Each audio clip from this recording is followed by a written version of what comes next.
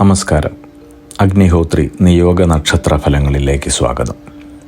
2025 April 1 മുതൽ 30 വരെ, അതായത് മീനം 18 മുതൽ മേടം 17 വരെയുള്ള വിവിധ നക്ഷത്രങ്ങളിൽ ജനിച്ചവരുടെ സമ്പൂർണ്ണ നക്ഷത്രഫലങ്ങൾ നവഗ്രഹങ്ങളുടെ രാശി സഞ്ചാരം അവലംബിക്കുന്നു.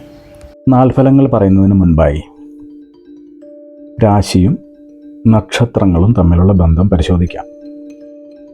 ഗ്രഹങ്ങളുടെ ഭ്രമണപഥമായ രാശിചക്രത്തിൽ 12 രാശികളാണുള്ളത്. ഈ 12 രാശികളിലും കൂടിയാണ് അശ്വതി മുതൽ രേവതി വരെയുള്ള 27 നക്ഷത്രങ്ങളുള്ളത്. ഒരു രാശിയിൽ 2.25 നക്ഷത്രമാണ് ഉണ്ടാവുക. ഇത് പലതരത്തിലും വരാം. ചില നക്ഷത്രങ്ങളുടെ അരഭാഗവും മറ്റു ചില നക്ഷത്രങ്ങളുടെ മുക്കാലോ കാലോ ഭാഗങ്ങളുമായിരിക്കും ചിലപ്പോൾ ഒരു രാശിയിൽ ഉണ്ടാവുക. എന്നാൽ 18 നക്ഷത്രങ്ങൾ മാത്രം ഓരോ രാശിയിലും പൂർണ്ണമായി ഉണ്ടാവും. അതേതൊക്കെയാണ്?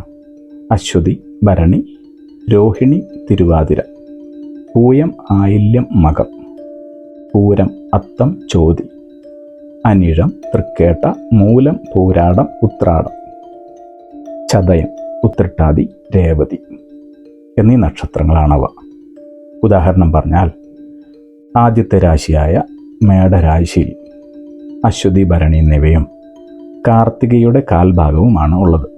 അതുപോലെ അവസാനത്തെ രാശിയായ മീനത്തിൽ പൂരൊരുട്ടാതി കാലും കൂടാതെ ഉത്രട്ടാതിയും രേവതിയുമാണുള്ളത്.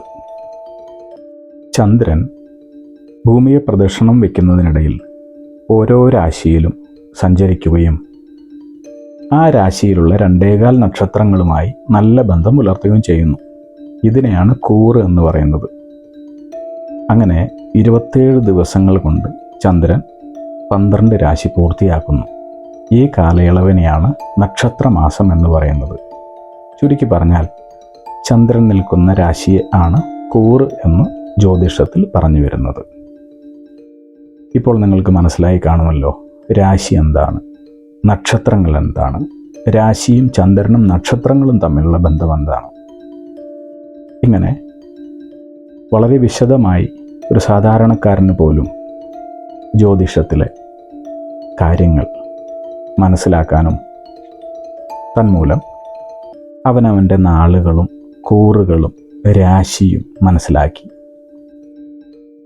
നമ്മുടെ ഭാവിയിൽ എന്താണ് നടക്കുക, എന്തൊക്കെ ചെയ്യാൻ പാടില്ല, എന്തൊക്കെ ചെയ്യാം, ഇതിനെക്കുറിച്ചൊക്കെ വളരെ വ്യക്തമായ ഒരു ധാരണ പുലർത്താൻ സാധിക്കും. ഇനി നമുക്ക് നക്ഷത്രഫലങ്ങളിലേക്ക് പോകാം. മൂലം നക്ഷത്രം പുതിയ പദ്ധതികളിലേക്ക് തങ്ങളുടെ അനുഭവ സമ്പത്ത് ഉപയോഗിക്കാൻ കഴിയുന്നു. സഹപ്രവർത്തകരുടെ തെറ്റുകൾ ചൂണ്ടിക്കാണിച്ച് അത് തിരുത്തി കൊടുക്കുവാനും മേലധികാരികളുടെ പ്രശംസ ഏറ്റുവാങ്ങാനും സാധിക്കുന്നതാണ്. വസ്തു കൈമാറ്റങ്ങൾ നടത്തുവാനുള്ള രേഖകളുടെ തടസ്സങ്ങൾ മാറുന്നു. ജീവിത മേഖലകളിൽ ഉണ്ടായേക്കാവുന്ന മാറ്റങ്ങൾ മുൻകൂട്ടി കണ്ട് അതിനുള്ള കാര്യങ്ങൾ ചെയ്ത് മുന്നേറാനായി സാധിക്കുന്നു. ദൂരെയുള്ള ബന്ധുവീടുകൾ, ക്ഷേത്രങ്ങൾ തുടങ്ങിയവ സന്ദർശിക്കാനുള്ള അവസരങ്ങൾ വരികയും തങ്ങളുടെ യാത്രകളിൽ തങ്ങൾക്ക് ലഭിക്കുന്ന സൗഹൃദങ്ങൾ മുഖേന ജോലിയോ ബിസിനസ്സോ പുരോഗതിയിലേക്ക് കൊണ്ടുപോകാനും സാധിക്കുന്നു. കുടുംബത്തിലെ മുതിർന്നവരുമായുള്ള സ്നേഹബന്ധങ്ങൾ വളരെയധികം സന്തോഷം നേടിത്തരുന്നു. സഹോദരങ്ങളുമായി ഉണ്ടായിരുന്ന അഭിപ്രായ വ്യത്യാസങ്ങൾ പരിഹരിക്കാനും മാതാപിതാക്കളുമായുള്ള സഹവാസം തങ്ങളെ കുടുംബാംഗങ്ങളോട് കൂടുതൽ അടുപ്പിക്കാനും കാരണമാകുന്നു. വളരെ കർക്കശമായ നിലപാടുകൾ മാറ്റി തികച്ചും സൗമ്യമായ പെരുമാറ്റത്തിലൂടെ ലഭിക്കുന്ന ഫലങ്ങൾ അനുഭവിക്കാൻ സാധിക്കുന്നു. ശരീരവും മനസ്സും വളരെയധികം പുഷ്ടിപ്പെടുന്നതായിട്ടാണ് ഈ മാസം മനസ്സിലാവുന്നത്. എന്തെന്നില്ലാത്ത സമാധാനം കൈവരുന്നതായും കാണുന്നു.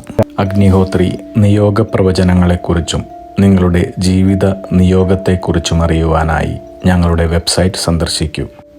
യൂട്യൂബ് ചാനൽ കാണൂ, ലൈക്ക് ചെയ്യൂ, ഷെയർ ചെയ്യൂ, കമൻറ്റ് ചെയ്യൂ, സബ്സ്ക്രൈബ് ചെയ്യൂ. അഗ്നിഹോത്രി നിയോഗ പ്രവചനങ്ങൾ മനുഷ്യ നന്മയ്ക്ക്.